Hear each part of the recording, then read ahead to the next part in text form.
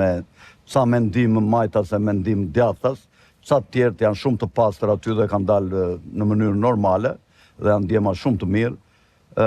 Unë ju them që kjo histori ka një rezistencë të gjatë dhe ka shumë intelektual që kanë dhënë kontribut. Unë u përpoqa 2 herë të mblidhja intelektualet dhe këta që janë në podium, që kanë rëmbyer mikrofonat dhe zihen me njëri tjetrin. Dhe nuk e dole dot. Dhe nuk erdhen pasi unë i thira për të bërë një grup organizator, jo politik, me një koordinator ku emrat të deklarohen deri në momentin që protesta të arrijë suksesin e vetë për të dhënë dorëheqje kryeministri Rama. E them, kryeministri Rama sot vendos të jap dorëheqje nga presioni popullor. Do vi atje ke tribuna e do t'ju thotë, unë kam vendosur të jap dorëheqjen. Jo, do të flas me përfaqësues. Kush janë këta përfaqësues? Askush nuk i di.